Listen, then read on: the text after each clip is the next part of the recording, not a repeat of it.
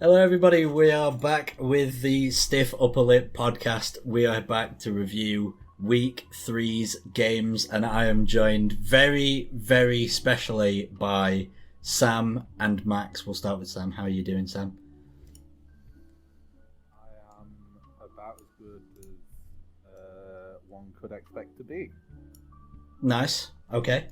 And how are you doing, Max? Can you believe I'm still dehydrated from Saturday? Like, my lips are so dry, it's insane. The Dry Upper Lip podcast. And lower. Yeah. Yeah. And we've got a special guest today, where we've got Nick from... Where are you from, Nick? Hello, I'm from Sheffield, and I don't know how me and Max first got in contact, but I've ended up befriending Max and talking a lot about the NFL with Max, and Max invited me on today, so I'm glad to be here. I'm also suffering as a Chiefs fan on Tuesday, because Sunday was not fun in the slightest. Yeah. We it seems as though most of us took collective L's, so thankfully we'll be able to break down at least two of those. We're also doing this one live on Twitch, which, doesn't happen very often. So thank you everyone for hopping into chat. We'll probably check chat at various points, but hopefully this doesn't take too long. No Thursday night game this week, which is also no Steelers game. Nick, I assume you probably won't understand what this bit is. We've just decided to not talk about a certain team all show, so that's why there wasn't a Thursday game.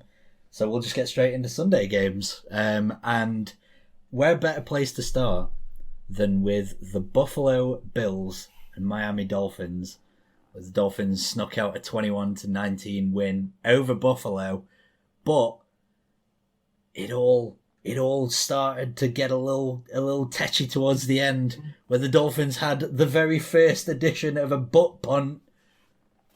Still ended up taking the win, though. Can I just shock you for a moment? It was actually not the first ever edition of the butt punt. I think there was one in the 70s, if you can believe it, and I believe it involved the Steelers, but I can't for the life of me remember if they were on the benefiting end. But I think that one led to a touchdown, which the Dolphins were quite fortunate that theirs didn't. Yeah, absolutely. Although it did end up in a safety, which was almost as disastrous as a touchdown. But this game was a very strange one. Josh Allen threw 63 times for 400 yards. He did, which seems like they had the ball for so long. Mm-hmm. Which I think the time of possession was something like 40 minutes to 18 or something like that in favour of the Bills, which just goes to prove that is, just goes to prove it's a completely irrelevant stat, because it all depends what you do with it. But yeah, and I saw Allen and the way him and Tua were sort of consoling each other at the end of the game. Both looked exhausted, but I think Allen in particular, after throwing it 63 times, would have been. Well, he'd been knackered in the Miami Heat. Yeah. I've got two questions for everyone. The first question is, if you play that game with the Bills dominating, they had twice as many first downs.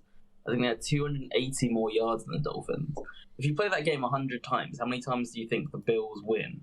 And my second question would be, how long do you think you personally would have stayed in that game in those conditions before you just dropped down like a fly? For me, the answer would be, 97 and 4 snaps at most. Yeah, I think it was about 37 or 38 degrees. But, I fucking... I can't remember, I think it was Isaiah McKenzie. But one of the Bills receivers had to have a fucking IV drip. It might have been Diggs. He looked like he was struggling. He went out about 3 times, I think. It is insane to me that anyone was in for... I mean, the Bills' offense were out there a long fucking time. That they held up is amazing to me. Yeah. I'd say Miami. It was just a very strange game, because it almost felt like at any point the Bills should be on the receiving end of an extra 5 scores, it felt like.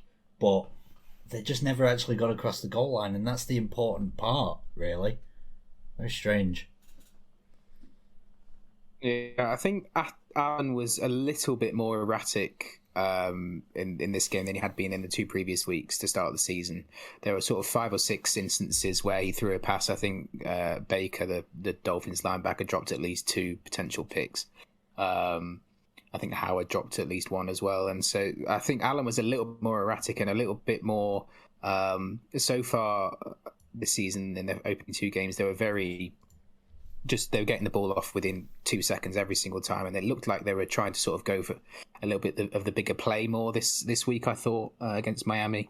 But yeah, I can't imagine any kind of sport in that heat, never mind professional sport. In answer to Max's question, I would say, 98 times out of 100, the Bills will win that. And having just taken up 5-a-side football myself again recently, I can confirm that I think I'd have made it onto the pitch for 1 snap, and then I'd be stretched off again. I think that may have been my limit. The coin toss would have done it.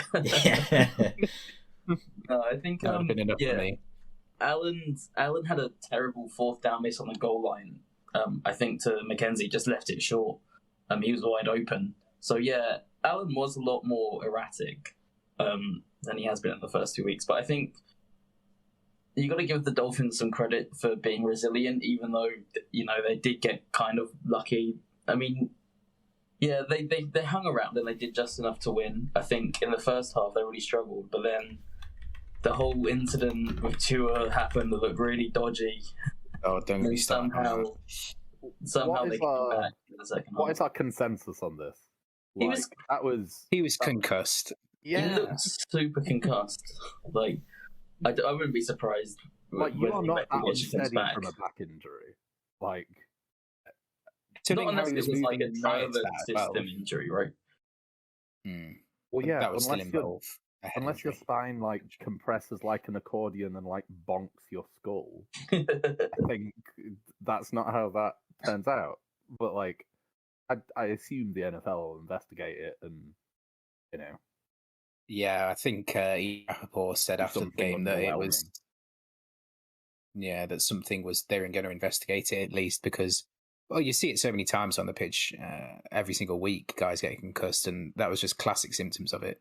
So I got up, stumbled to his feet, tried to take 5 steps forward and stumbled again. It was reminiscent of Daniel Jones versus the Cowboys last year, wasn't it? Yeah. Oh, yeah. Did anyone see Rapport's tweet where he tried to sort of almost justify it for the for the Dolphins a little bit, where he was like, "Oh, he'd had a back tweak and this was just a flare up of that," and then it was "Come on, don't you go down the Schefter route, right?" Yeah, I was going to say it's not like Schefter carried the water. I think that's the explanation that the Bills must have given, because you have to have a reason. You have to have a good reason why the independent neurological guy. They must have said, "Oh, it was a back," and that must have been because I'm sure they asked, "Why is he back in the game?" And I'm sure they told them it was a back, and I guess he has to report that, even though probably I don't think anyone really believes it. Yeah, absolutely. I don't even think that I would have even made it out onto the field. By the way, just to answer Max's question from earlier, I think I'd have probably when you get into the tunnel, do you know whenever you sort of open your front door on an incredibly hot day and just air blasts you in the face and it feels like you've just been punched in the face by Mike Tyson? I think that probably would have happened to me. I think I'd have walked out into the tunnel wearing the lightest pads of all time and just immediately collapsed. So yeah, I think I think we'd have all struggled to make it even out onto that field properly. But well, apart from Nick, who is now going to become a professional footballer off of his 5-a-side exploits, I think. He's going to be the original, the second original Masters guy. Yeah. I'll give you a quick peek behind the curtain. The 5-a-side football is not going well. We've conceded at least 60 goals in the last 4 games, so I don't think I'll be taking that up properly anytime soon. Well, it depends on which end of which side of the field you're on, because if you're playing up front, those goals aren't your fault. Exactly. Yeah. No. All right. Yeah, go on. No, it's all right. Sorry, I didn't mean to cut you off. No, I said the world doesn't need to know how terrible I am at football anymore. Then keep it as quiet as possible. Yeah. All right. We'll turn our attention to a host team who isn't here because, well, the main reason why me and Max and Sam are all dehydrated from Saturday is because Ed had a wedding. Him and Emma got married. We were all there. Sam was what were you again, Sam? You were like you did all of the speech and stuff. I was the celebrant. Whatever that means. Yeah. So, we're all sort of... What a wedding it was, by the way. Yeah. I mean, I had 3 nerve spears. Not spears. I had 3 nerves beers before the speech. I'm surprised those weren't nerve beers. Those were just free beers. Well, yeah. The nerve beers didn't actually properly come across, by the way, Sam. I thought that you were incredibly fluent. I feel like I felt okay, and then I stood up and realized that this might be the most important day of their lives, and there were about 60 people looking at me. And then I lost consciousness for about 3 minutes, and then I regained it, and everyone was smiling genially at me. Oh. I had a similar experience earlier this summer. I did the speech at my brother's wedding, and I had a very similar experience.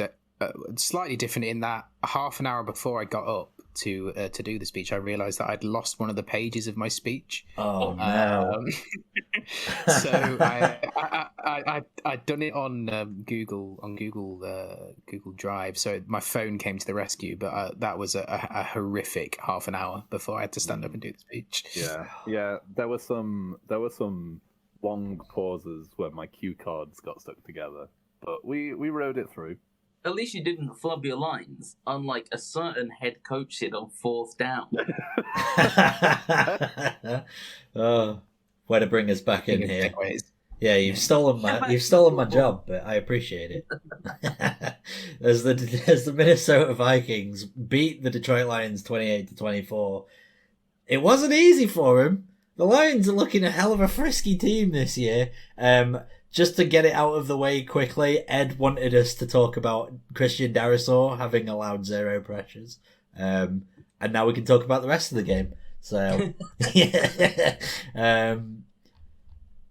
I thoroughly enjoyed watching this game, which I didn't really expect to happen from a Vikings-Lions game. I thought, well, about sort of halfway through the game, I texted our group chat and was like, Kirk looks shit. And then Kirk Cousins then proceeded to throw for 2 touchdowns and start playing like an actual NFL footballer as opposed to like some flub that they brought in off the street. Do you think he's like the reason that he plays really well in like 1 p.m. on a Sunday is he had a big roast dinner before the game and he forgot to have his roast on Sunday and they gave it to him at half time. So he came back out and performed a bit better with the stuffing and other fixes. I'd never considered that before, but that's how I'm going to view Kirk Cousins for the rest of his career. Yeah, that absolute carvery merchant. Carvery merchant. That's quality. Yeah. No, I think you're right though. I think the Lions this season, you say you weren't expecting to have much fun watching it. They're sneakily really good fun to watch. They're really on both sides of the ball. I think. Obviously, Amon-Ra St. Brown getting injured. I don't think we really know the extent of that injury yet. Is a blow for them, as is the DeAndre Swift injury. But they've been sneakily good this season. I think it's a very early on, but they're definitely, I think, in contention for one of the lower wildcard spots this season. Although losing to the Vikings might set them back a bit on that head-to-head in the division, but. I'm with you. I think the Lions this season they're good fun to watch. And even players like Hutchinson up front on defense, he looks like he matches the billing of a second overall pick, and they've even managed to somehow make Jeff Okudah look decent in the secondary after 2 pretty turgid years for him in the league, and he's certainly starting to look good as well now. So I'm if I could pick any team to watch as a neutral every week at the minute, I think it would be the Lions, because the games are always well battled. Their games last season as well under Dan Campbell, they always seem to go down to the last minute or so, and usually not in their favour because of some terrible mistake or coaching call. So they need to work that out. But no, I think they're a really good team to watch this year.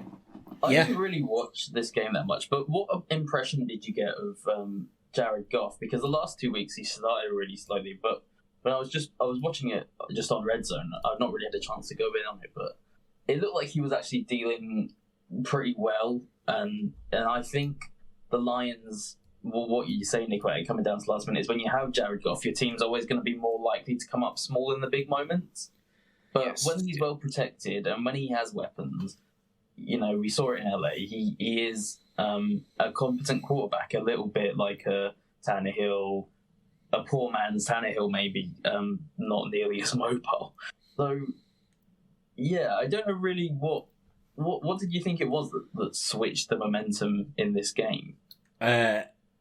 Well, I think that the Vikings actually made some great defensive adjustments, because they didn't seem to blitz at all very well through the opening couple quarters. They didn't really get any pressure on Goff at all. The Lions O-line held up incredibly well, but they didn't seem to be sending anywhere near enough guys at the line for the O-line to really have much of an issue.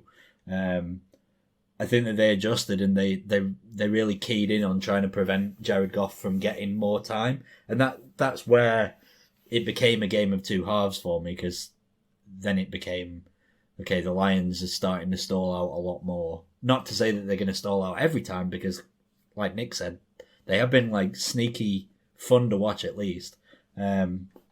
But yeah, I think it was more the Vikings. I mean, I'm not a full blown tape guy. There's probably someone like Jack Brentnell that could point everything out. I think we've name dropped him twice now already in 2 weeks, or maybe 3 times in 2 weeks. Just as a real tape guy, so maybe he could confirm. But yeah, that's what I got the impression of, that Jared Goff was just pressured more, and he just stinks in pressure.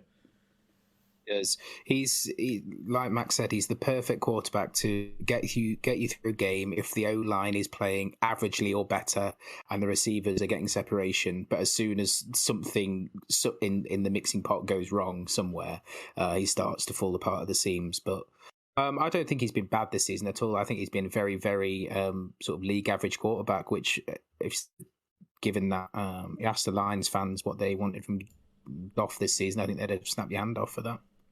Yeah. It's also, considering that he's been a league average quarterback, I think that puts him in like the top 10 quarterbacks for this year, because everyone seems to be struggling a bit at least. It seems like a really weird year for a lot of the sort of upper above average starters, like your Derek Carrs, who are just sort of just not doing it right now. So, Derek Carr. Do we have like updates on Swift and Amon-Ra? So I did have a quick look. Swift is probably going to be rested for this week, but it doesn't look long term, and that seems to be the same way with Amon-Ra St. Brown. It seems like they got away quite lucky. No. Good question. You've thrown that on me right away. It is the Seahawks. Oh man. Well, we look forward to dissecting that one next week. Yeah. Yeah. On a positive Lions note, I thought Jeff Okudah. Yeah, we mentioned his incredible recovery from being god awful in his first year, and then I think having a blown Achilles in his second. Teams have done a better job addressing Justin Jefferson, not named the Green Bay Packers. So that's maybe something to watch. There's a couple of receivers, one of which I might mention later on, who have had a quiet 2 weeks. Yeah, my fantasy team is not very happy about it, because I took Justin Jefferson in the first round, number 4 overall. Yeah, I think we've all fallen guilty to something like that. I took Najee Harris 3rd overall, and that's gone dreadfully so far. In my money league, I've got Jefferson and Harris.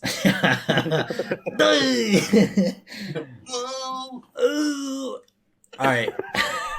Jesus Christ. Okay. Speaking of Derek Carr, actually, I mentioned him in that Lions discussion, I guess. The Raiders 22-24 losers against the Titans, who improved to 1-2. The Raiders 0-3 right now. Who'd have thunk it? You simply love to see it, I must say. Pipe down, you. The AFC South wasn't your friend either. Sorry. No, I think it wasn't even as... What was the final? 24-22? 24-22, but it was... the Raiders scored... It wasn't that close, did it? No. The Titans just obliterated them until late in the fourth quarter, where it seemed like... And I say this both with exaggeration and probably factually. It seemed like the Raiders had at least 9,000 attempts at the goal line at the end of the game.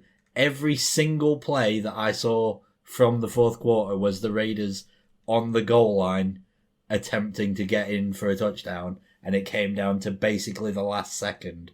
I don't know how it happened. I don't know why they had so many, but they did, and they blew it. It's interesting to me because, I mean, look, I really like Devontae Adams as a player. I love him when he was on the Packers, but how they're not using him in goal-to-go situations, which is where he was absolutely money for the Packers, it's just a little bit bizarre. I mean, yeah, Hunter Renfrow is missing. Matt Collins got a bunch of targets for no discernible reason. And it's just weird. You've got Waller and Adams, and you can't thrive in goal to go. It's not looking a great reflection on Josh McDaniels through 3 games. And there were reports that the owners had a word with him, probably about the fact that they spent so much money on Devontae Adams and they can't get him involved. I love that they did that meeting, by the way, prior to his press conferences with the media. So it was like, just want everybody to know that you are having a discussion with the owner right now. You want everyone to know that you're getting told off. Yeah. I know, a little bit of an inauspicious start to the year for the Raiders. And at 3-0, I mean, to be fair, the Broncos are somehow tied for that division lead, but 3 rather. You might think that their chances are not looking too great, and that would be a huge disappointment from where they were in the preseason. And Derek Carr got an extension, didn't he? He did. I think it was only 2 or 3. I think they can feasibly get out of it after this year, I think, money-wise. Yeah, it's not quite as bad as another AFC West extension that just recently happened. Yeah, we'll get to that later. But I think the Raiders, their record is maybe a little bit false. I feel like if you think back to the Cardinals game last week and then this game as well, 2 really close games. They could easily be 2-1 with a little bit more polish in the last 20 in the end zone and trying to finish off drives. But yeah, like Max said, the inability to use Waller and Adams efficiently at the minute seems to be really problematic. I don't know if that stems back to an offensive line issue, because that's a unit that's been decimated through the off-season, trading people away. Their first-round pick from last year is just gone and is now on the Bears, I think. Yeah. They just cut him straight up. Leatherwood. Yeah. So I don't know whether it's that unit that's they're not getting time for the plays to play out as they want to. But yeah, they need to do something quickly, because in theory, in the AFC West, but we'll get to the other 3 teams later, but you can't be 0-3 down and that many games behind for too long and have hopes of winning the division. And on the Titans side, I think, Henry looked much better, which was very useful for them. And I don't think Treylon Burks hasn't quite been a disaster he was made out to be. They got a bit of contribution from Robert Woods as well. So I think the Titans will feel relieved that they were looking a little bit more like what they were aiming to be. And in the AFC South, it's not like the AFC West, I don't think, this year, other than the mighty Jacksonville Jaguars, who, we'll talk about them, but I don't think they're out of it at 1-2 by any stretch. So, 2 teams who are probably going to end up, like, the Raiders will probably finish as the 19th best team, and the Titans will probably finish as the 16th. Yeah, very much that vibe. It was good Agreed. to see Henry back though. The first 2 weeks he was struggled a bit. Wasn't properly himself, but he was back to his best this week. Yeah, I think he could still. It still seemed to me like he was maybe sort of like third gear. He still has a couple more that he could go to because he definitely was more lively in this game, but I still don't think that was the same sort of Derrick Henry performance that we've come to expect. Yeah. But yeah, there's another gear for him to go to. I mean, when you get a stifling offensive or defensive performance in week one that just grinds you to a halt. Gross. Absolutely grotesque. Nick, close your ears. Kansas City Chiefs 17, Indianapolis Colts 20. Nick will be able to give you the exact same takes that Reese would, to be fair, I think. All right. Very much in lockstep. What a week to have a Chiefs fan on. Yeah, the first week that the Chiefs have finally looked human this season, and I would argue subhuman. Yeah, they looked kind of human last week. Yeah, I was gonna say there were warnings against the Chargers the week before. I think week one Chiefs with Andy Reid is just they're renowned for just absolutely destroying anybody in week one, because somehow Reid manages to obviously get a load of plays out that nobody's even anticipating, and they've done it for years now. I think he's only lost one week one game as Chiefs head coach. But the warning signs were there against Chargers, and they were plain as day against the Colts. I've never seen a special teams performance as bad as that.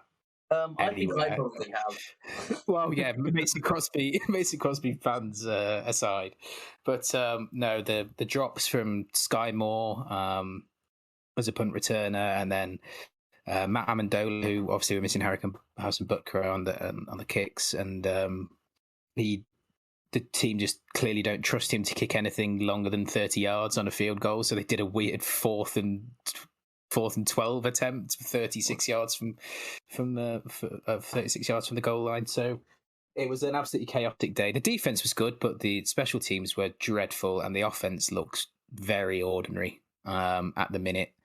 If I had to say why, I think two elements to it. It would be the run game, which is poor, well, beyond poor at the minute. Clyde Edwards-Hilaire's stat line for the game was 7 runs, 0 yards for 1 touchdown, which is an incredible stat that's line. That's like a classic Jerome Bettis line. That is. I remember seeing Jerome Bettis have like 8 touches, 1 yard, and 2 touchdowns once. So, and the entire running back room as a whole didn't get a single first down in the entire game. Which is dreadful. And then the offensive line isn't helping, which is weird because I think Orlando Brown's a bit injured, but he was on skates on Sunday against Ngakwe. Tooney looks weird for some reason. Creed and Trey Smith have both fallen off a little bit from last season, but then it's the receiving room as well. I think teams are playing a lot more, or so far this season, playing a lot more man coverage against the Chiefs, and they're really struggling to separate. Really struggling to separate. Valdez-Scantling, that's not his bag at all. McCole Hardman's a gadget player who has never evolved with anything other than that. And Juju looks solid, but they're really struggling to move the ball at the minute.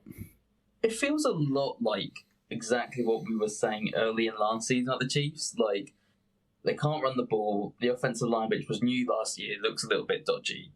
And then I feel like a lot of Chiefs seasons are like this. And then as the season goes on, the offense looks better, it gels, they score more points, and the defense gets worse. Because I feel like every early season as well, it's like the Chiefs are always like, they finally have a better defense and they won't have to rely on their offense to carry them. And then by the end of the year, it's normally like a bottom 6 to 8 unit at best. So, I mean, that's the recipe they had last year, and they really should have got to the Super Bowl last year. But I mean, I think there's a bit of it didn't look right, did it? Like, there's a lot, and as the Packers are sort of in the same boat, there's a lot that still needs to be worked on. But I don't think there's any need to panic on the Chiefs by any means. Yeah, I wouldn't say that there's any need to panic purely because if you're losing basically by the points that you lost from a muffed punt, I'm not being funny. It's a concerning performance from the offense because we're usually expecting the Chiefs' offense to be this good, but they muffed a punt on the goal line when Matt Ryan couldn't move the ball five centimeters, let alone 5 yards. So, as far as I'm concerned, just clean up the muffed punt and they win the game. It's that little of a difference, and that's why they say any given Sunday as well. It's like anything can happen. I think if you total up the sort of the point differentiation either way with how many points the Chiefs didn't convert themselves and then essentially gave to the Colts as well. Yeah. I think there was something like 22 point swing and the Chiefs were still in it with 30 seconds to go despite all that and despite the special teams, the general horrificness. And then, well, even on the last drive, we got the stop on 4th and whatever it was on midfield, and then Chris Jones started chirping in Matt Ryan's face, and I've never seen that called before, really, where the Chiefs deserved to lose. Don't get me wrong, yesterday, but I've never. So I'm not making excuses, but I've never seen a referee flag somebody after the play for what I assume was cursing at Matt Ryan's direction. From Chris Jones, but I feel like that must go on an awful lot on an NFL. I'd have thought so. I would have thought that would go on quite a lot, just in terms of general cussing. So, like, what the fuck did Chris Jones say that was like penalty worthy? I know, and after the play as well, because I think he was. He sat. They stopped him, and then did his normal thing of like being stood over him and sort of making him know that they got the stop on 4th down and whatever else, and then they started having a verbal, and then God no, and then it was unprofessional conduct, 15 yards, first down, and that was it. He probably called him like whack crying or something like that. That'll do it. You can't condone that kind of behaviour. All right. You have to take a stand. That's going to be the second least professional thing that's ever happened to Chris Jones. Are you still referring to that one edge rush I'm against? still referring to when his cock came out. Oh, no. My bad. I thought that you were still talking about that Villanueva Chris Jones moment where neither of them looked professional. I still think that might be the funniest snap of the NFL I've seen in the last 10 years. Chris Jones converted edge rusher versus washed up Alejandro Villanueva, a play that looked like it happened in slow motion on some sort of like gyroscopic balance board. It just looked all wrong. Dude, I'm glad they moved it back to the side. Experiment did not work. No, at all. Yeah. All right, let's move on for Nick's sake. We'll turn our attention now to Ravens 37. Patriots 26, where this game, again, Lamar Jackson had a stellar day, both passing and rushing. I think I saw a stat line that this is the first back-to-back, or the third ever back-to-back weeks of 100-plus yards rushing and 200-plus yards passing. And the other two instances are Lamar Jackson doing it twice in his MVP season in 2019. He is astronomically good. He's one of one. Yeah. He's better than he was in his MVP season so far. Yeah, I agree. At a better level. His passing has just taken off to a whole other realm to me. Like I always thought that he was a good player. Obviously, you've got to be a good player to win MVP, but I thought that if he improved his passing, he would be untouchable, and yeah, he is. The other real big story for me out of this game, though, was the Mac Jones injury, where he came off the field in what can only be described as sort of D-Day war landing scene. It looked dreadful. They said it was a severe grade high ankle, which suggests that something was torn. And it just looked like agony. And I mean, all these guys, like, whether because of shock or whatever, they kind of just don't. Like when you see injuries like a torn ACL and the guy just like grimaces and like goes off on the cart and doesn't really show any emotion, you kind of forget that shit hurts. Yeah. And you can see it was properly agony with Mac Jones. It's probably it kind of like a season ender, and I don't think it will be, but he'll be really hampered by it when he does come back, and he might not come back for a few weeks. So the Patriots season is basically over. You can't say have 3 weeks of Hoyer. Yeah, if it's a season ender for Jones, it's a season ender for Patriots because I don't think it is a season ender, but 14 games of Hoyer. Yeah. 3 weeks of Hoyer. I don't think you can come back for it because they're 1-2, right? So, yeah. So if they go 1-5, then there's not any coming back from that. 3 weeks seems optimistic for a. It does, doesn't it? But I think if you're a quarterback, I don't think you could do it if you were a skilled position player.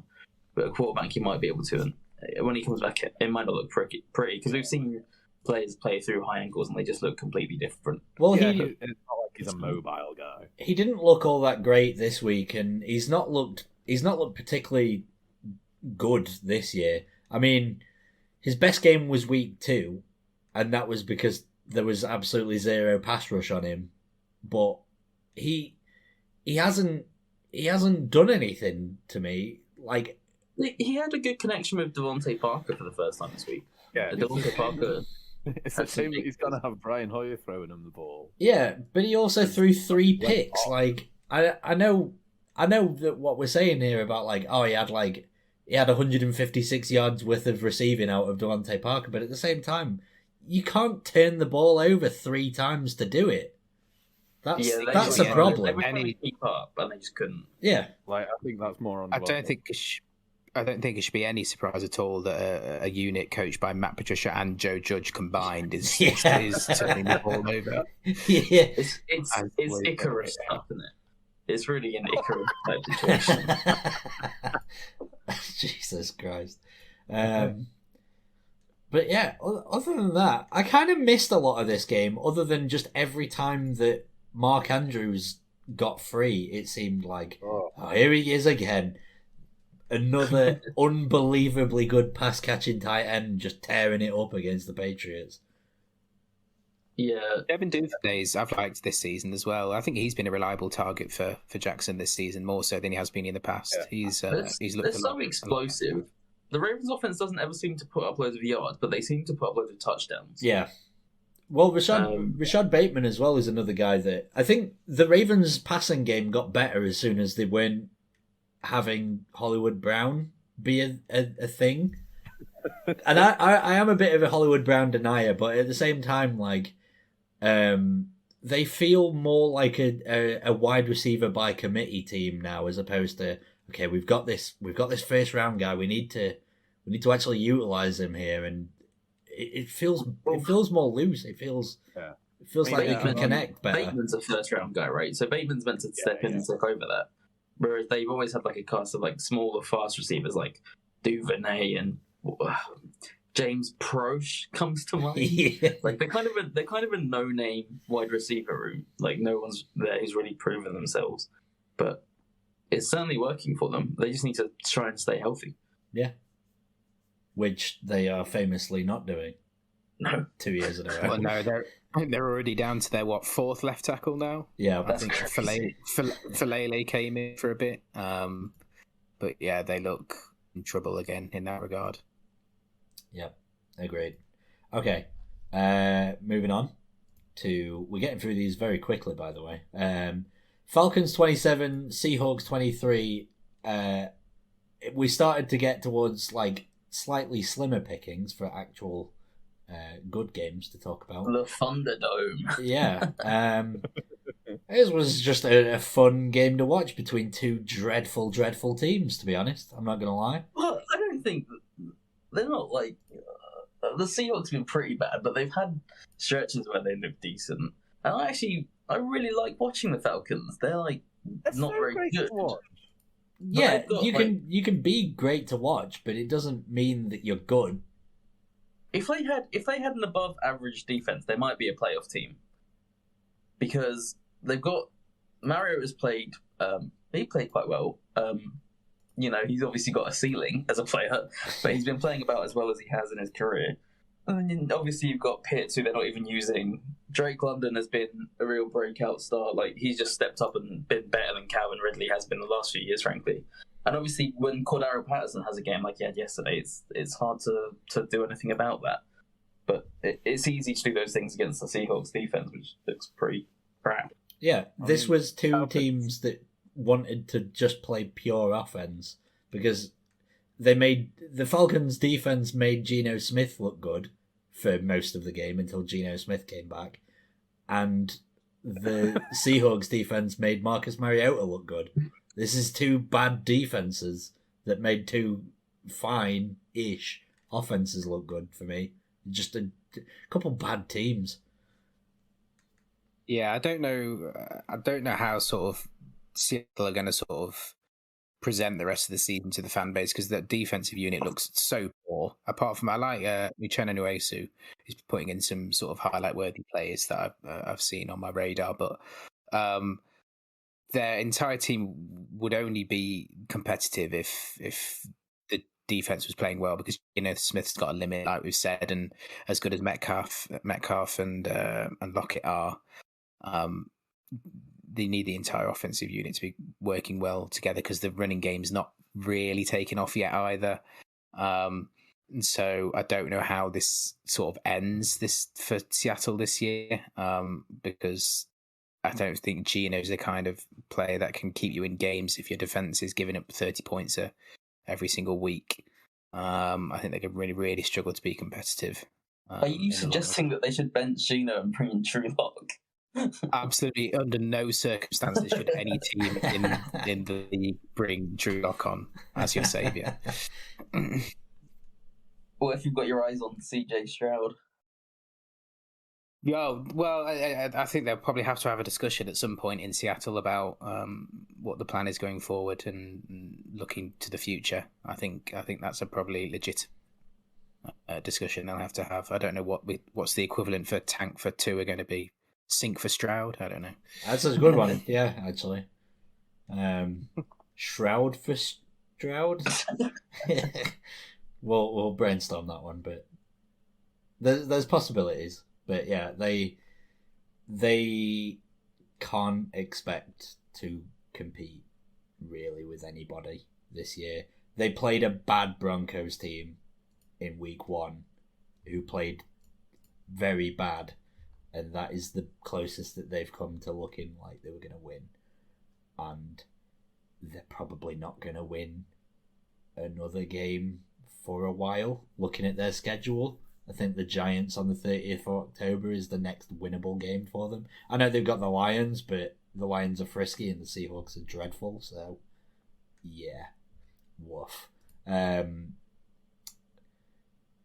That's about as far as we got. Like I say, games became thin and far between for actual talking points. So let's turn our attention to the only host who won this week with the Green Bay Packers playing out a 14-12 turgid bowl in Tampa Bay. What a game it was. This was the game that was like, when they say defenses are on top in the NFL for this preseason, they meant it. I have to say, it was a game of I guess it's a game of 4 quarters and 2 halves, which makes you think when you get that. Anyway, yeah, the Packers came out firing. Todd Bowles was throwing all sorts of exotic fronts, trying to overload one side of the offensive line, which had David Bakhtiari back, but on a pitch count, I think he played just over half the snaps, and Josh picked up the rest. And I think the problem was when you looked at the Packers last week, they had a lot from the running game, and the Bucs are still quite a stout run defense. Obviously, when they've got Vita Vea up front, he takes up a lot of space. Levante David and Shaq Barrett and Joe Tryon Shoyinka, I thought really showed out in this game, particularly in the second half. In the first half, yeah, they tried all these exotic looks, and Rodgers just had all the answers. They should have gone up 21-3, but Aaron Jones got ball rushed in the back, completely unsighted by Vita Vea, fumbled the ball, which is understandable, and they ended up not being able to punch it in. and then they had to rely on their defense the rest of the way because Todd Bowles really stymied them. Pulled off some great defensive adjustments at halftime. The Packers couldn't really get anything going. When they've not got their run game, I think that LaFleur type, McVay, historical, that school of offensive coaching, it loses its traction, especially when Rodgers is still building chemistry with the wide receivers. My only positive for the Packers, well, there are a lot of positives actually. Romeo Dobbs had 8 catches on 8 targets, so that was nice. But my biggest positive would be this is a game that they never, ever normally win. I think this is their 4th ever win when they've scored 14 points or fewer. And the other 3 were against Jay Cutler, Mark Sanchez, and I think Matt Hasselbeck. So to add Tom Brady to that list is kind of a great achievement. And they got through without any big special teams flubs for the 3rd game in a row, which would have cost them last year. So, yeah, lots to work on for the Packers still, but they made Brady angry, and you can't ask for anything more than that. How long do we have an actual injury status on Jair? I think it's considered week to week at the moment. Okay. They didn't give anything significant, and he wasn't he was all smiles in the locker room after the game apparently. But I think a groin is quite hard when you're a cornerback. I think a groin can affect you quite a lot. But they got some good play out of Stokes. I mean, they weren't really matching up against much. Perryman, Cole Beasley apparently just showed up for this game and they put a uniform on him and they didn't play. So not too much to compete against. But I mean, that's their fault. Mike Evans shouldn't go around slapping or punching people. So no sympathy. Cole Beasley, he didn't. It's not like an official thing. He just won a competition at a local Burger King franchise. Yeah. No, they gave him that's why his helmet had the Burger King crown decal on it. I heard the commentary team, or I can't remember who it was that was on this game. Burkhardt and Olsen. Yeah. Burkhardt and Olsen said something after Cole Beasley had his first catch. They were like, "Oh, he was signed off. He was signed off free agency for this game, and he's already formed a great alliance with Tom Brady." Yeah, 12 catches 12 yards off 3 catches is sure one hell of an alliance, Kevin. Not a bad showing from Cole. The other thing is Devondre Campbell got the pass breakup after that hilarious delay of game on the decisive 2-point conversion. And Devondre Campbell, I think, is an all-pro. And Quay Walker next to him is all over the gaff. He forced a fumble in this game. So, yeah, the Packers' defense bouncing back nicely after our embarrassment, particularly in the first half against the Vikings. So I said, that's unprofessional of me, isn't it? That was the first time this season that I watched the Packers' offense and thought... There's glimmers of something that they're hoping that it might look like come December time. Yeah, the defensive unit is consistently good and has been under LaFleur, but and it should be with the personnel you have. But that was the first time this season that I watched it and thought, you know what, I can see a flicker of something there. They really could have used. I actually thought they didn't have obviously Sammy Watkins, which is a given, but they didn't have Christian Watson either, and those are their 2 fastest players, and they could really use some speed. They lost the jet sweeps out of the playbook without those 2, and that would have been really helpful against the Bucs front. But they got the win. That's what matters at this point. All right. Moving on to the biggest surprise of this week, or was it really a surprise? Because Sam hung the biggest onions of the week in our predictions league, picked the Jags to win, but who expected 38-10? In SoFi Stadium for the Jacksonville Jaguars, who are 2-1 right now. Crazy. Who'd have thunk win the it? South. I have not a single doubt in my mind they're going to win the South, because despite the Colts' win against the Chiefs, they're a shambles. The Texans are a shambles, and the Titans are a complete mystery at this point. So it's the Jags' to lose, as far as I'm concerned. They are good at that. So they are very good at that. It's only one game out at the moment. Do you want to talk about the Jags being good, or do you want to talk about the Chargers, the wheels falling off in week 3? Well, I just want to... I think I obviously want to talk about the Chargers capitulating, but I think we should mention that Trevor Lawrence is looking the thing that I like most about Trevor Lawrence this season is that he looks competent. It's not that he's got flashy highlight plays and throwing the ball for 60 yards and stuff, touchdowns and stuff like that. It's that they're winning games. Yeah, they're winning games with him playing consistently, which is a great foundation and looked a million miles off last season under he who shall not be named, Urban Meyer. But and the fact that they can win games with him, and he doesn't have to do the highlight plays. He just has to sort of game manage, really. And at this point in his career, where under the new coach with Peterson, he's I think that's a really good place for him to be in, and he looks really comfortable, which is really good to see. If you're a Jags fan, of course, not for the rest of the AFC South. Yeah, they.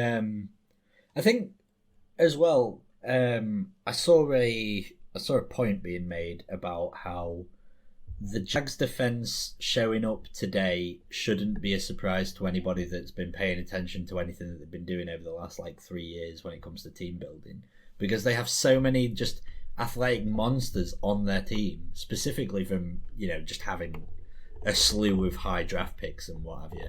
But everyone seemed to come to play in this game here against the Chargers. They were all over the shop, just purely because the Chargers offense didn't have anywhere near as much athleticism about him. Got great games out of Devin Lloyd, Foyo Alumacon. Got Josh Allen having a pretty disruptive day, even though he didn't actually get very much on the actual box score. Roy Robertson Harris had a pretty nice day as well. Dwayne Smoot had a sack, and it just, I think the Chargers being bad partly also comes down to Justin Herbert having fractured rib cartilage, which is never going to help, especially when you're missing your short guy or your short yardage guy in possession receiver in Keenan Allen. You've sort of got the rest of your offense built around taking deep shots because you've got a gunslinger quarterback, and at the moment he can't actually throw the ball with any sort of zip properly, really. Well, I don't know. He did have one completion this game, which was kind of ridiculous. Yeah. Well, obviously, but he had one against the Chiefs after also being he was absolutely crumpled against the Chiefs for most of that spell. How often is, or at least for a little while now, how often are going to be able to leave those beat routes to develop when you're missing Corey Linsley and Rashawn Slater? Yeah, Slater being gone for the season. Brutal. I don't know how long Linsley's out. My main question from this game is has Staley lost his mind? Why on earth was Herbert still in the game past the fourth quarter? Because the game was done. Oh God, no. Guyton got injured on the last drive, and he's injured now. So they're now without Allen and Guyton in the receiving room. Without Slater and Lindsay on the line, Bosa tore his groin by all accounts. Is potentially the injury report on that.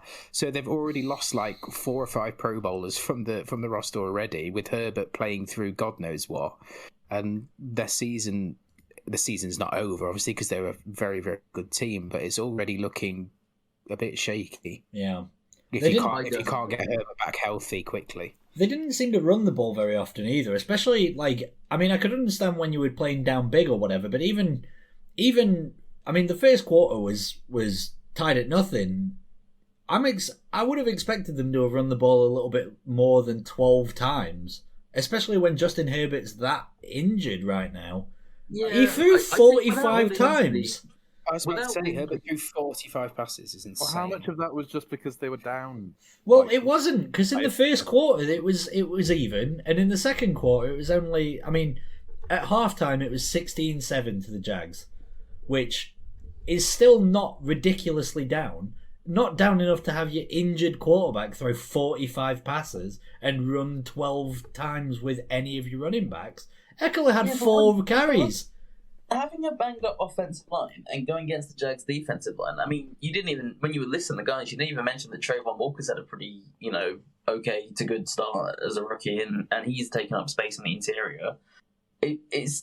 the Chargers haven't really been ever under Staley a really good interior running team. They're not a great power running team. They profit out more from using Eckler with swing passes and the screen game, outside zone, and that sort of thing. I don't think of the Chargers, especially not that Lindsley, as a team who can physically dominate up front, and that's a huge problem for them. They rely entirely on Herbert pulling a rabbit out of the hat, and he can do it on a fairly consistent basis. He's a great quarterback, but there's no sustained room for success, and I think there's a really dark cloud over this team right now compared to where they were in preseason expectations. Yeah, it's just the AFC West right now feels like the more things change, the more they stay the same. The Raiders look pretty much the same as they did under Gruden. The Chiefs have looked fairly similar to how they looked last year. The Chargers are the same team every year, and the Broncos still can't move the ball or score points on a consistent basis, no matter who they've got. So, yeah, it feels like very much the same AFC West that it's always been. I didn't even mention JC Jackson as well earlier from their roster of people that they've been missing, and the fact that they rushed him back for the Chiefs game and then now have set him back a couple of weeks at least because he didn't play against the Jags, and so they rushed him back for that one-off game against the Chiefs, and now he's out again for another couple of weeks because he re-aggravated his injury. Like, it's just such horrific asset management. Well, as long as they don't lose further players to injuries, the other star players like others think Derwin James, Khalil Mack, Austin Eckler, Mike Williams. Those never get injured. Is Tyrell Williams free? Because they're going to need it. Just on another point about the Jags, it sort of piggybacks off of the Trevor Lawrence being a good game manager thing. Their running game has really started. It's really started getting its legs underneath it, especially now that they're using James Robinson like he should be used. Because, I mean, he had that incredibly long run. Sofa at home, being like, "Who's this guy?" Yeah, and I mean, Travis Etienne has been all right. He dropped a crucial pass in the Commanders game, but he's been fine. But James Robinson should have always been the lead back under Urban Meyer, and I cannot believe that we had a whole year of this guy's career wasted. And it just feels like he's been battling uphill constantly in his NFL career because nobody paid him any respect last season, and now he's making everyone pay for it. He's looked fantastic. And to look that good coming off that injury is insane. Yeah, agreed. It was pretty late last year, wasn't it? Like, it must have been the last game or two. Think so. Yeah, because they were sort of wondering whether or not he was actually going to play in week 1 because of recovering from the injury and stuff. So you almost never see. Sorry, I had to go and tend to my roast chicken. This is about James Robinson. Yeah, you almost never see a running back come back from Achilles. I remember Deontay Foreman, when he was on the Texans, he tore his Achilles, and he was playing quite well, and it took him 2 or 3 years to get back to a decent level. So it's incredible, really, what he's managed to do. And I it's early to talk about this, but I would probably have him possibly as my favourite for comeback player of the year based on what he's come back from and how he's playing. Potentially. He's in with a shout for sure. All right. Moving away. We're going to talk. The rest of these games are full-blown one-pointers. Starting with Texans 20, Bears 23. Couple turgid teams not able to play. Justin Fields came out after the game and said that he was trash, and I would be inclined to agree. He is not very good right now. How many pass attempts did he have? He had 17 attempts and 106 yards with 2 interceptions. So good job, Justin Fields. 3 games in, and I think he has 275 passing yards. That's bad. Yeah, it's bad. He's not an NFL quarterback, I don't think. Yeah, I really thought it was a situational thing, but Well, the situation is that Justin Fields isn't very good. If you could talk about it being situational, Like everyone knows that like the Bears don't really have any good receivers and whatever, but this is 2 years now where they just don't trust him to throw more than like 12 passes a game. Hey, get Darnell Mooney's name in your mouth. Okay, Darnell Mooney's done absolutely nothing this year. That's because Justin I think Fields he had can't 4 throw. combined yards in the first two games, Mooney. I think he had 4 yards combined in Yeah. the first 2 games. And Cole Kmet was meant to be good. It's hard to evaluate this team. They're meant to be in a rebuilding year, but and yeah, when you've got a quarterback who doesn't play like an NFL quarterback, what are you supposed to do? and yet they're 2-1 right now. I know it's fraudulent, isn't it? It is, and it's Great funny instinct. because I am keeping a track of this because Max said that my take was what? We all said it was garbage. Right. Not just No, me. no, you Yeah, specifically was pointed it fucking out. stupid. It's not stupid. The Seahawks will have the number 1 overall pick. I can guarantee it. The Bears will Bears- get enough crap wins against crap teams from a crap schedule. Guarantee it. They'll beat the Commanders. They'll beat the Giants. There's another 2 fucking wins. That'll be I more don't than the think they Seahawks will. get. I really don't think they will. You can mark this down in Okay. on the fucking 16th of October when we do the podcast for that week, and the Bears and Commanders have just played out another turgid game, and the Bears have come out on top and they have 4 wins on the year. Mark Who do you it. think is the Check Bears, it. Who do you think is the Bears' backup? If you had to guess, if I had to guess, Jay I would Cutler. say it would be the intensely hairy guy who was like the Chiefs' backup quarterback for a few years. What was his name? Brand. Intensely hairy guy. He looked like a werewolf kind of man. Matt. Oh, I don't know. I can pick. I think he wore number 4 for the Chiefs. Can't think off the top of my head. Well, whoever he is, he's well, definitely the Bears back. You're both wrong because it's actually Trevor Siemian. So What? I They should put him in. I mean, yeah. really don't think that they should. I mean, Fields is bad, but so is Trevor Siemian, and I would much rather not watch Trevor Siemian. Well, I mean, yeah. I guess at least Justin Fields is good at running. Yeah, at least there's Yeah, they a could slightly different element to Justin Fields as opposed to a bad pocket passer who also has legs of cement. The Texans feel like they've regressed from last year, Yeah. which is impressive. Sam, what was Maybe your they take will about do that. Damian Pierce being like a good sleeper running back? Where is he? Wait. Come so, outside. Wait a minute. Let me do some quick math. He actually had a decent game, didn't he, against the Yeah. Bears? They actually used him. The first 2 weeks were not good, but this was a little bit better. So that's like 100. Okay, so they have 14 games left, and he simply needs to average, because I believe it. I mean, to be honest, I feel like I'm in just as hot water about. Sam, wasn't Sam's prediction like? Wasn't Sam's prediction like the Jonathan Taylor, Derrick Henry, and Damian Pierce would combine for like 5,000 rushing yards? Yeah, it was. No, it was that they would each get 1,700 rushing.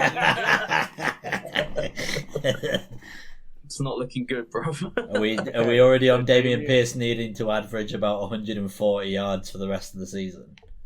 107, Tom. A That's- paltry 107 yards per game. That's fine. I'm sure that he's done that at least once, or combined over his first 3 weeks. Will be able to, they'll be running down the clock and a lot of wins coming up. That's fine. Yeah.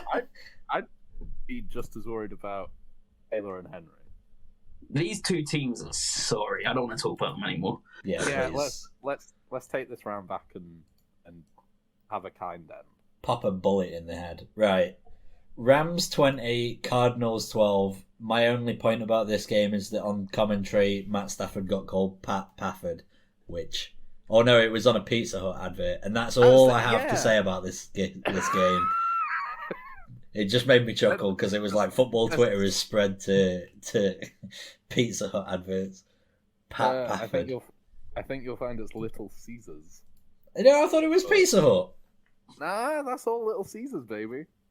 That does seem like a certified Little Caesars move. Yeah, the Hut would never debase themselves as such. Well, they did have that Gareth Southgate advert. Well, they did have that Juju Smith-Schuster advert. Isn't he still a beloved national figure? Who goes Southgate? The waistcoat thing wore off pretty fast. Yeah. No, I think this game there's really not much to talk about because these teams played exactly like how you thought they might do. The Cardinals are pretty bad. Like they just look listless, and they had that crazy comeback last week, but they just look like a team with no direction. Like the writing is just on the wall that Cliff Kingsbury is going to get sacked. They all signed 6-year extensions in the summer. And the GM and Tyler. Do you find which part of that do you find more egregious? The Cliff, or Cliff for sure. Cliff. Because but the roster construction is not like any better than the drafting has been the last 3 years. They took Simmons and then they took Collins last year, and then they traded their first for Hollywood Brown this year. What kind of? Hey, they're loaded up with ballsy defensive players. The future of the position. I'll say this for the Kime Bob. I think Hollywood's worked out. Yeah, he was good. He had a good game. He's worked out in that he is there now and he had a good game. Whether that's worth a first-round pick to you, that's not for me to decide. They just don't have any players who aren't Dross. Like, They don't have any. like the offensive line, Dross, James Conner, and who's the other running Eno back? Benjamin. James Conner had a lot of touchdowns last year, but he's not really. He's not a great running back. He's a running back that's only as good as the sum of its parts, which is if you get to down say. to the goal line, James Conner comes in useful, but they've not done much getting down to the goal line. Well, Zach James, Ertz and AJ Green, old, defensive pieces. I think their leading receiver this season so far is Greg Dortch. yeah. Where on earth is that coming from, and why is that a thing? I just want them to have one player whose name doesn't make me grimace. Does anyone on the team? Yeah, he had a catch for 11 yards. Oh, yeah. He is the JJ Arthega-Whiteside of the West Coast. How dare you? Who I guess actually now JJ Arthega-Whiteside is on the Seahawks. They're trying to fight for airspace. Yeah, well, that's quite the fight. And on the Rams side, they're just ticking over at the moment. There might be something in towards the end of the season, but they're not inspiring anyone at the moment. Yeah, they're 2-1 though, and they will win this division because Jimmy Garoppolo is bad. Kyler Murray, now that they've told him to do homework, is bad, and Geno Smith is genuinely so abhorrently woeful that I just don't want to hear it. So they'll win the division. I would push back vaguely on being horribly, awfully terrible. I think he's just a mediocre backup. I don't want to hear it.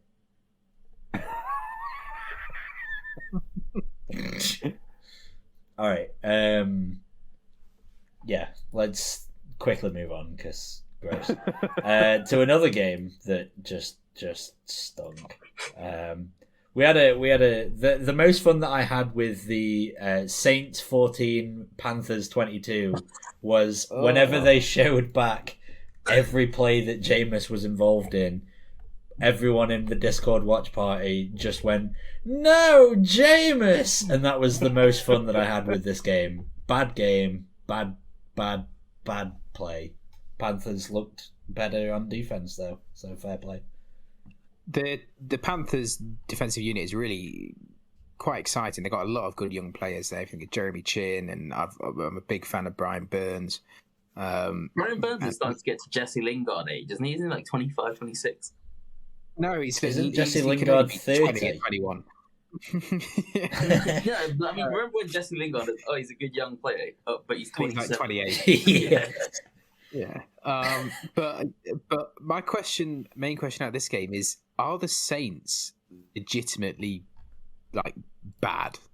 Yes. Because Yes. their only win they've got so far is that absolute miracle against the Falcons in the first game of the season, where that was just a complete fluke win. They definitely what are. they've done- They definitely are bad to watch, especially like whether or not they're an actually bad team is another thing, but they are at least dreadful to actually watch in any way.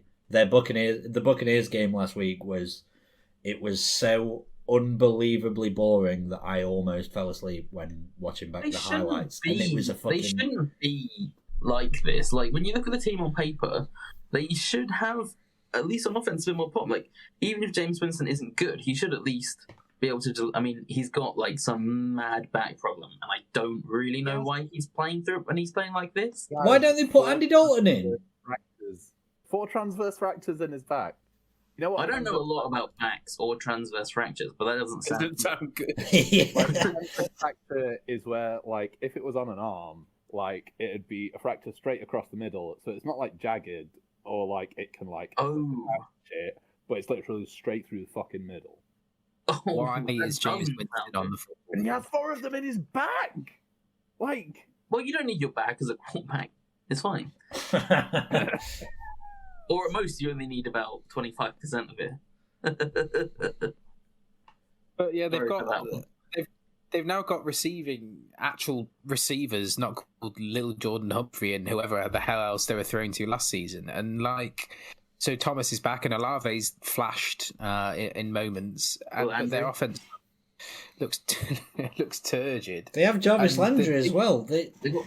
Alvin Kamara, who's meant to be good, but who hasn't really shown it for a couple of years. And the defense is full of the household names like Jordan. He's been non-existent this season, and they signed Matthew from the Chiefs, and he's great for the Chiefs. The 2 best middle backers, and Demario Davis and Pete Werner. And they have been good, but like the offense hasn't had any juice. As a team, they're just like struggling to stay afloat right now. Do you know how whenever the Saints would have like a sort of pretty meh team, you'd still be like, oh, it's the Sean Payton effect, because they'd still be like right up amongst the playoffs, and you'd be like, how are they winning these games? Now that Sean Payton's gone, they've got probably one of the best actual constructed offenses that I've seen the Saints have for quite some time. They're all healthy, apart from Jameis Winston with his 4 fractures in his back. But they're not healthy anymore. A bunch of them got injured in that game. Well, too. they were healthy through the first 3 weeks, should I say? Landry went out, but they no longer have the Sean Payton effect. They actually have the inverse Sean Payton effect, where you're like, how is a team that's full of this much talent losing such bad games? And there should have been continuity over with Allen going into head coach as well. Yeah, in the defensive side of the ball, but somehow they just look infinitely worse than they did last season. I have, whilst you were talking, discovered why the defense looks so bad. It's because Daniel Sorensen is now on this team. Oh God, yeah, you're right. I actually, Sorensen was super annoyed when that happened. I managed to escape Sorensen, and he follows him to New Orleans. One of my friends, Crocodilus Games, who's probably somewhere in chat just lurking. He is a Chiefs fan, and I remember him getting really angry because I pointed out that Daniel Sorensen covering Dawson Knox is why the Bills put like 140 yards on them once just from Knox. And he was like, oh no, Sorensen's good. And then the very next play, Sorensen got cooked again, and he was like, all right, I take it back.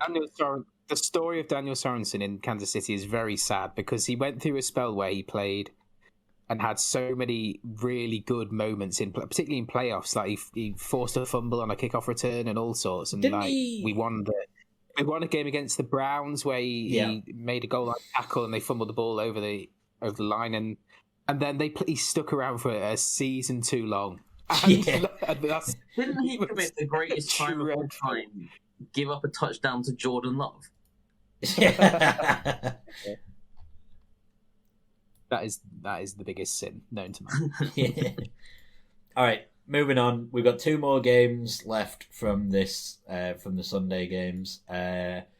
Jets 12, Bengals 27. Can we just move on from this one? Red Zone seemed a lot more exciting when I was watching it than when we've talked back about it. Yeah, I think it's because the Red Zone very well featured Bills, Lions, Raiders, and Chiefs and Ravens games a lot more. But the latter stages of all of these games combined couldn't even hold a candle to some of the other ones that Red Zone was showing. So we just didn't see them. This game stank. This Bengals-Jets game didn't have a single point scored in the fourth quarter. Yeah.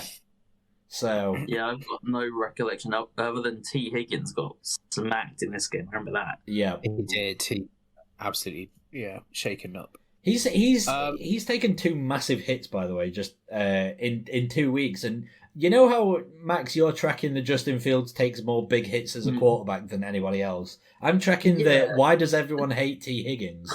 Because he's just been crucified right now. The T. Higgins one was just a dirty hit, I thought, like, from the safety coming over. Just he was totally defenseless and he got walloped, which, I don't know. Gardner had already tackled him, and then the safety came, didn't he? And properly hit him head to head. I don't know if everyone hates T. Higgins. Maybe they just bloody tired of trying to cover him and Chase. Do we think Salah survives the season? As in, he'll probably be fired at the end of the season, but do we think he makes it to week 18? It depends what Zach Wilson looks like. Well, yeah, I think... If Zach Wilson shows growth, then probably not, but if not, then... It's really hard to judge Robert Saleh because they have had a quite hard schedule. They've played the Ravens, Browns, and Jets. The Browns were on the road. Oh, he said it. I said it. Fuck! I've been live on Twitch for fucking 6.5 hours. Cut my brain some slack. But they've played the Ravens and the Bengals at home and the team that shall not be named again on the road. That is a hell of a tough schedule to have Joe Flacco as your only quarterback that could go in there. He threw 52 times here. I'm not being funny. Like Robert Saleh. Right, Joe Flacco threw 52 times. Yeah, apparently so. Was he getting over the offensive line by the end? I don't know. I genuinely couldn't tell you. Ed put in chat just now. It's relevant for this game, and there's another one that's relevant for the game after next. The Jets have led for just 22 seconds across all 180 minutes of play. They're currently 1-2. For them, yeah, they're currently 1-2 with that. So good job. The Bengals are also 1-2. They finally got a win. They're gonna need to beat somebody that isn't the Jets. Well, their season's going to come down to whether they can either split games with the Ravens or take both games against the Ravens to win the division. Because I think they're good enough to get themselves back up to like a 11-6, 10-7 record. It's just whether they can get an upper hand on the Ravens for the division. Yeah. I'm really sad about Salah. I really like Robert Saleh as a coach. I have no idea why I did this, but I watched a little bit of the Jets YouTube series that they did, because I'm obsessed for pain. And Salah seems like a really, really, really sound guy, and I really want him to succeed. But it's difficult because I don't think Wilson showed anything last season when he comes back, which allegedly is going to be maybe this week, maybe the week after. He didn't show much last season to get excited about. And Salah as a defensive guy first, and the defense looks leaky and miscommunications all over the field, and it's just, I feel really bad for him because I want him to succeed, but it feels rough. Yeah, I agree. Jets fans are used to that. So yeah, fine. They inflicted misery on one team, and that's the only team that they needed to inflict misery on. So that's all. Everybody else can go home. Yeah. All right. Final one.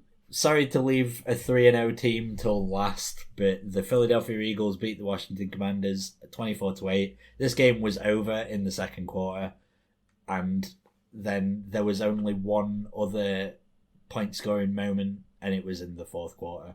this game just had I've absolutely literally got nothing. nothing to say about this game. Yeah.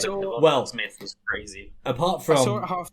Go on, sorry. now, I just wanted to remind Max because he forgot last week about the Nick Sirianni Oh my point, God.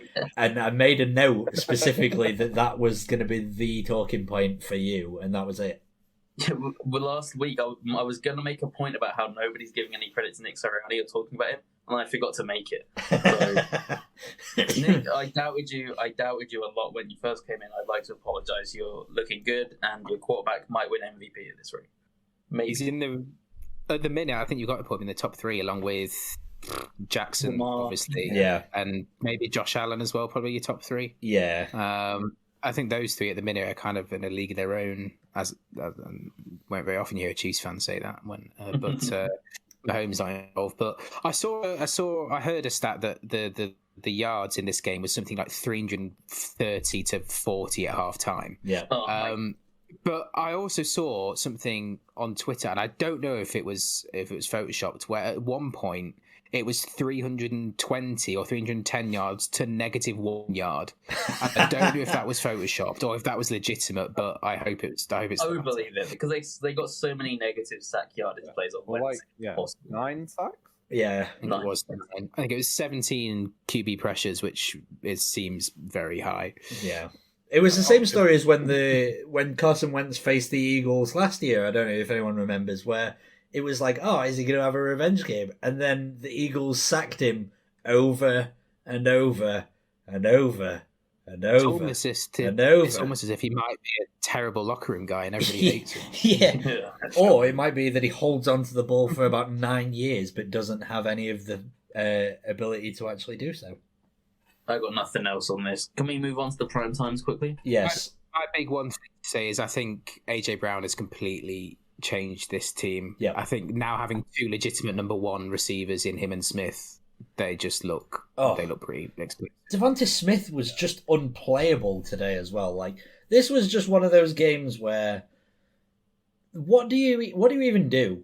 I know that the Commanders aren't very good, but what do you even do when you come up against AJ Brown and Devonta Smith playing like this, and you got Jalen Hurts making sound decisions, making great throws? They just are a good team. It would be interesting to me to see the Eagles play against a team who can get pressure on Jalen Hurts with 4 and contain him when he scrambles. Yeah. Because put him under a bit of pressure, but that's a lot easier said than done. Yeah. It might happen in the playoffs against. There's some pretty good defenses in the NFC, so we'll see. But yeah, there's nothing that an average team can do. Like especially when he's throwing that well and he's such a threat on the ground, and he has those threats. It wasn't this. My final thought on this game would be: this wasn't a Carson Wentz versus the Eagles revenge game. It was a Jalen Hurts versus the stadium that almost killed him. All right, we got 2 primetime games. One of them, I think I'm tempted to throw the Broncos into the complete purgatory zone, because every single one of their games has been almost completely unwatchable. They are truly terrible. The only point that I have about this game is that finally Dan Orlovsky is free. Because Jimmy Garoppolo also... He can claim that, but the Orlovsky one was way worse. The Garoppolo one was comedy, and he threw a pick 6 on the play. Yeah.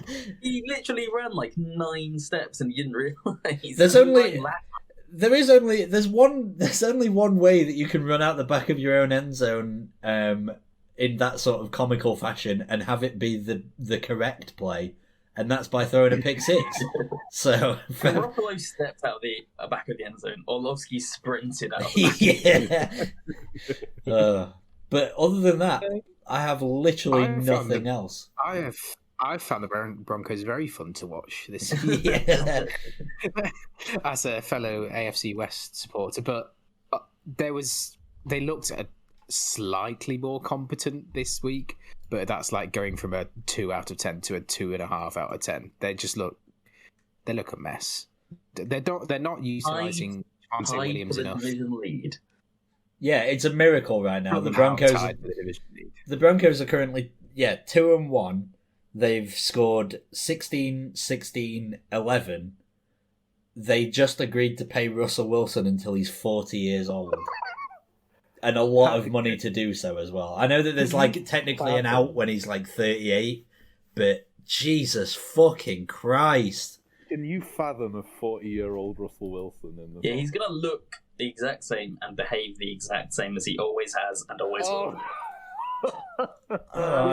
Not. It's gonna be like Wayne Lineker levels of fucking embarrassing old man cringe. That's what we're gonna be dealing with from old Mr. Unlimited. Oh, fucking Christ alive. Broncos country. Let's ride. Dreadful.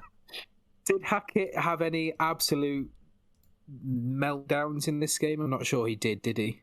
Not as bad, nowhere, nothing that registered on the scale of the first 2 weeks. Yeah, nothing like the crowd chanting the play clock at him levels of incompetence. That's my favourite half an hour of the season so far. Yeah. That's unbelievable. like how like I really do think he's gonna be one and done. Like how much is this gonna have to come together for him to actually be worth keeping around? But this is what Russell looked like in Seattle, though. This is what Russell looked like in Russell Wilson looked like in Seattle, though. Maybe he's just washed. Maybe he is, because he's one of the, like, whenever you see the list of like all-time most sacked quarterbacks, there's like a few names at the top, and Russell Wilson's always like included in that measure. He's the wrong side of 30. He throws 90-yard passes consistent, or he threw 90-yard passes consistently. Maybe he is. Maybe he's just shot. Maybe he's just. It's possible. He's just done, and they're paying him till he's 40 from this point. 7 more years. So long, and when he doesn't know the receivers, it's possible. I've got to go. I just want to leave you with one final thought for the last game of the week, if that's possible. That's fine. We're moving on to it, so go on. Daniel Jones, through 3 weeks of the season, is on course to run 142 times. Last year's leading rusher was Jalen Hurts. He had 139. So as long as they keep using DJ like Jalen Hurts, expect continued success for the New York Giants.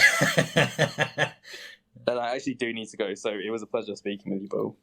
Bull? Bull? It was a pleasure speaking Bull with you all. Yeah. See you later, Max. Bye. Oh. All right. Yeah, we're going to turn our attention to the final game. Sorry that it's been a bit of a long one. I thought that we were getting through it quite quick, but apparently we weren't. Cowboys 23, Giants 16. Sam, the dream is over. You lost to Cooper Rush after a 2-0 season. Yeah. Could you sum it up in about 8 words for us so we can all go home? Okay, I have some points, but I'll make them very quick. Firstly, this is maybe it's not maybe, it's definitely one of the worst wide receiver rooms in the NFL. Yes. It is. Daniel Jones played well today. He bailed them out of some tight fucking spots, like on his feet or just making some good throws. But the wide receivers, they barely get any separation. I know that it's not this current administration that's done it, but they paid Kenny Golladay however much. I know he's not a separation guy. Yeah. But he's a contested catch guy. How about you catch some of them? One of his drops was completely unfathomable. I don't know how he dropped it. It is ridiculous. I feel like this is gonna be, how well can you evaluate Daniel Jones in a year where that should be your primary objective, when the wide receiver room is fucking awful, the O-line cannot get itself together. Is it possible they don't want to evaluate Daniel Jones though? Because I remember Baker Mayfield's final year where they specifically kept putting him, despite his injuries, in some dreadful positions with pretty bad wide receiver room, and they traded away his best option. So it was like they don't actually want to evaluate him; they just want an out so that they can explain it to the fan base. I don't think that's the case, but I mean, fucking Sterling Shepard is out for the year because he tore his ACL, which sucks and only, exacerbates the issues. But like when you have the tandem of such god awful receiver play and god awful O-line play, Daniel Jones dropped back 49 times. He was pressured on 26 of them. 26. I mean, the Giants wide receiver room right now is looking a bit like Crosby, Sills, and Trash right now. Sorry. What are they doing? What's the vibe with Tony? He sort of threatened at the start of the season, and all the noise in the off-season was that he looked great, and now was injured, inactive? Yeah, well, he's been injured his whole, tenure. Life. I can count, games when he's actually been, healthy and made an impact on one hand. But you have to assume that they've already made them up on Jones. Yeah, but I know this is it's a rebuilding season, and the first 2 weeks inflated my expectations. I'm aware of that, but I just with the O-line, the Cowboys have a very good D-line, but I just I wanted so much more from Evan Neal. The defense was trash. Thibodeau was a ghost. Thibodeau and Ojolari were both back for this game. You wouldn't have fucking known it. It's the Giants again. Saquon looks good. Yeah. Saquon is the only legitimate playmaker on this team, bar Daniel Jones. So it is the Giants again. We're just going to await for the inevitable Week 6 injury where he's out for the season with an ankle sprain. Demon! They're back. They never left. Oh, yeah. They On a positive note for the Cowboys, Cooper Rush is looking quite good. He's 3-0 in his career. Yeah. Starts. Somebody, Seahawks should trade a first-round pick for him. Do they even have a first-round pick this year, or is that still the Jets's? They've got Denver's now. They've probably got two. Oh, they're not going to yeah. know what to do with them. They're definitely going to panic and trade for Cooper Rush. Oh, there'll be another Brock Osweiler situation all over again. Disaster. Can we get out of here now? Because I don't have any further points, and I have a bitter taste in my mouth. Yeah, both of these primetime games were so dreadful that it actually spoiled the whole week of football for me almost. It's been a bit of a running theme so far this season. The primetime games have been a bit either not competitive or just terrible games. Yeah. Even when sometimes they look promising, they still just haven't ever. They've not popped. So, all right, let's get out of here. Thank you for joining us, by the way, Nick. It's been a pleasure to have you. No, thank you for having me. Have you got any external projects that people can check you out on, or a Twitter account or something? I do have a Twitter account, but it's mostly me just talking about films and how much I hate the Tories. That's a good, yeah. If you want, it's Nick __ deal 2 underscores. Firmly in keeping with the vibe. Yeah, myself and Reese, who was going to join the show tonight, we both work for a film site called Jump Cut Online, which is also on Twitter if you want to follow us on there. But NFL stuff, no, very limited. So if you ever short of a man again, I'd be more than happy to step up and expand my repertoire NFL wise. Well, yeah, been a pleasure to have you. We'll probably have you back at some point. Maybe with a Chiefs game against one of the host teams. I don't know if the Chiefs play any. I don't think any of the host year. teams are good enough for that to be consequential in any way. Yeah. They play the Bills in a few weeks, though, don't they? Oh. They do. They've got. It's Bucks, Raiders, Bills, 49ers in the next 4. That's a bit of a gauntlet. Well, apart from the Raiders and the 49ers. Okay, it's not that much of a gauntlet after all. All right, yeah. Sweet. Well, in which case, I reckon we should wrap up. Sam, I think it's on you to give a closing remark since Max isn't here. So, what are your final thoughts? I think that John Feliciano should walk into the Pacific Ocean. Good closing thoughts. All right, we'll be back throughout next week at some point, and we'll be carrying the fort while Ed and Emma are on a lengthy break, an extended honeymoon. So, but anyway, thanks everyone for joining, and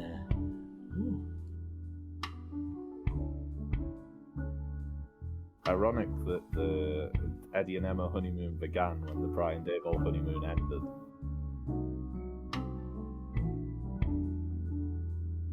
I hate it here. I hate it here too.